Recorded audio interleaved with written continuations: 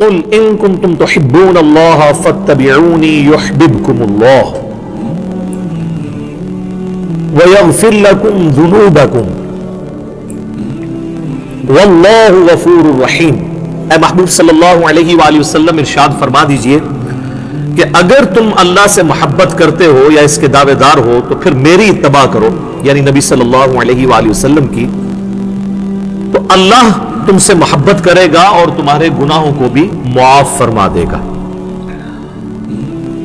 اور اللہ تعالیٰ بخشنے والا رحم فرمانے والا ہے. میرے بھائیوں، اتباع کے حوالے سے میں نے بتایا تھا کہ اتباع کی ڈیفینیشن ہوتی ہے محبت کے ساتھ کسی کی پیروی اختیار کرنا، یعنی اطاعت پلس محبت از اکول ٹو اتباع. تو ظاہر ہے اس میں پھر ایک قلبی رجحان بھی ہونا چاہیے. اور میں نے بتایا تھا کہ ہمارے ہاں ایک مکتب فکر صرف اطاعت رسول کے اوپر زور دیتا ہے اور محبت والا ایلیمنٹ پس پش ڈال دیتا ہے، اور دوسرا مکتب فکر محبت والے ایلیمنٹ کو اتنا ڈومیننٹ کرتا ہے کہ وہ کہتا ہے کہ اب بس جو بھی ہیں تیرے محبوب کی امت سے ہیں، اسی تو بندہ پتر کوئی نہیں بڑھنا، اسی طریقے سے ہی ہم چلیں گے. وہ دوسری ایکسٹریم پہ چلے جاتے ہیں.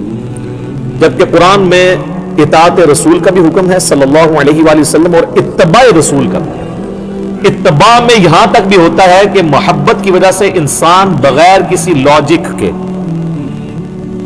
بغیر کسی کے حکم دیے بھی وہ کام کرنا شروع کر دیتا ہے جس کے ساتھ اس کی عقیدت وابستہ ہوتی ہے. اس کی چند ایک مثالیں میں نے بخاری اور مسلم کی روشنی میں پچھلی قرآن کلاس کے اندر ڈسکس کی تھی، آج ان کو ریپیٹ کرنے کی ضرورت نہیں ہے.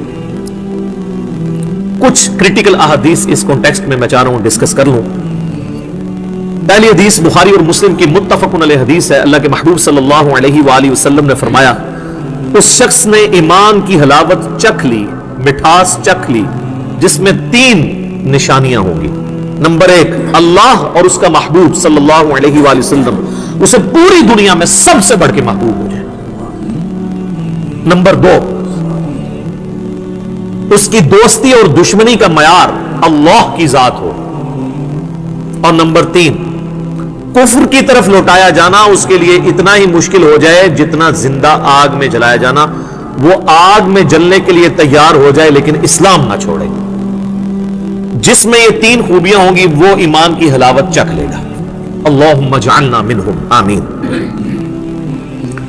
یہ حدیث خود ہی اتنی سیلف ایکسپلینیٹری ہے، اس پہ 1 گھنٹہ بولنے کی ضرورت نہیں ہے. ہر شخص اپنا محاسبہ خود کر سکتا ہے. ایک اور حدیث ہے بخاری اور مسلم میں، متفق علیہ حدیث ہے، شروع میں ہی کتاب الایمان میں، تم میں سے کوئی شخص اس وقت تک مؤمن نہیں ہو سکتا جب تک کہ میں اسے اس کے ماں باپ، اولاد، سب لوگوں سے بڑھ کر عزیز نہ ہو جاؤں. اس کا مفہوم بڑا واضح ہے. محبت کا تقاضا یہ نہیں ہے کہ صرف اونچی آواز میں نعرہ لگا لیا جائے، بلکہ پوری دنیا، حتیٰ کہ اس کے ماں باپ، اولاد اور سب رشتہ دار، پوری دنیا والے ایک طرف کھڑے ہوں اور اللہ کے محبوب صلی اللہ علیہ وآلہ وسلم اسے دوسری طرف بلا رہے ہوں تو وہ سب کی پرواہ کیے بغیر اللہ کے محبوب صلی اللہ علیہ وآلہ وسلم کی دعوت پر لبیک کہے. یہ ہے اس کا مطلب. اور ظاہر ہے کہ بڑا مشکل کام ہے.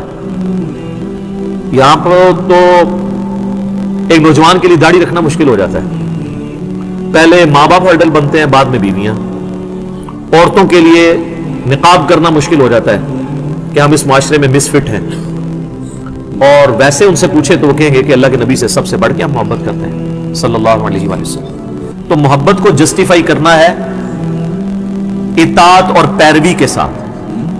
حکم عدولی والا معاملہ نہ ہو. جس سے محبت کرتا ہے نا، پھر اس کے لیے کر گزرتا ہے انسان. یہاں تو لوگ دنیاوی محبت میں اور عشق مجازی کے اندر خودکشی کر جاتے ہیں. وہ پھر کسی حد تک ویسے اپنی محبت میں جسٹیفائی ہوتے ہیں کہ جان دے دیتے ہیں. باقی ان کا عمل جو ہے وہ تو غلط ہے. لیکن یہاں پہ جان دینے کے لیے سارے مسلمان تیار ہیں. کہتے ہیں نا غلامی رسول میں موت بھی قبول ہے، اس لیے کہ انہیں یقین ہوتا ہے کہ ہم سے موت کوئی نہیں غلامی میں مانگے گا. ہم سے ڈیمانڈ ہوگی فجر کی نماز جماعت سے پڑھنے کی، یہ تو ہم پڑھ نہیں سکتے. موت ہمیں قبول ہے کیونکہ موت تو ہم سے کسی نے مانگنی نہیں ہے. وہ تو لڑ گئے لڑنے والے اللہ کے لیے قادسیہ اور یرموک اور بدر و احد رضی اللہ عنہم اجمعین وعلیہم السلام اجمعین ورحمہم اللہ اجمعین، آمین. ہم تو صرف دعوے دار ہیں. ہم ایئر کنڈیشن ماحول میں بیٹھ کے بھی خشوع خضوع کے ساتھ نماز نہیں پڑھ سکتے. ٹیلی فون ہم نے سیل فون جو ہے وہ سائلنٹ پہ نہیں وائبریٹر پہ لگایا ہوتا ہے کہ نماز کے دوران اگر آ جائے مجھے پتہ تو چل جائے. جب ہمارا اللہ سے کمٹمنٹ کا لیول یہ ہوگا تو پھر ظاہر ہے اس کی آؤٹ پٹ تو ویسے ہی نکلے گی نا کہ کہتے ہیں جی نماز میں وہ عجیب و غریب قسم کے خیالات آتے ہیں. جب آپ نماز کے باہر ان خیالات میں رہتے ہیں تو نماز میں بھی اسی خیال میں رہیں گے نا. سوئچ آف تو کوئی نہیں کر سکتا. ایک اور حدیث ہے صحیح بخاری میں, نبی صلی اللہ علیہ وآلہ وسلم اور سیدنا عمر چہل قدمی کر رہے تھے اور نبی علیہ السلام نے حضرت عمر کا ہاتھ پکڑا ہوا تھا. تو سیدنا عمر تھوڑے سے فرینک ہو گئے رسول اللہ کے ساتھ صلی اللہ علیہ وآلہ وسلم کے, مجھ پہ اتنی شفقت ہے تو انہوں نے کہا تھوڑی حاضری ہم بھی لگوا دیں. صحیح بخاری کے الفاظ ہیں, انہوں نے کہا یا رسول اللہ اس پوری دنیا میں سب سے بڑھ کر مجھے آپ عزیز ہیں سوائے اپنی جان کے. ویسے سچ بولا انہوں نے. غصے والا بندہ جو ہے نا سچ بولتا ہے, جس کے مزاج میں تیزی ہونا سچائی بھی ہوتی ہے. عام ہوتے تو شاید ہم جھوٹی موٹی کہہ دیتے کہ یا رسول اللہ اپنی جان سے بھی بڑھ کے. انہوں نے سچ بولا کہ میں اپنی جان کو چھوڑ کے باقی دنیا کی ہر چیز سے بڑھ کے آپ کو محبوب رکھتا ہوں. تو آپ صلی اللہ علیہ وآلہ وسلم نے فرمایا نہیں بلکہ اپنی جان سے بھی بڑھ کے. تو ان کا یا رسول اللہ اپنی جان سے بھی بڑھ کے.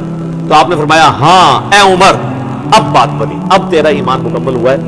جب تک میں تجھے تیری جان سے بھی بڑھ کر عزیز نہ ہو جاؤں تیرا ایمان کامل نہیں ہو سکتا. اگر سیدنا عمر فاروق رضی اللہ تعالیٰ عنہ علیہ السلام کے ایمان کے کامل ہونے کے لیے ان کی عبادات اور دین کے لیے خدمات کے ساتھ رسول اللہ سے انتہا درجے کی عقیدت اور محبت ہونا ضروری ہے, تو ہمارے لیے تو بدرجہ اولا ضروری ہے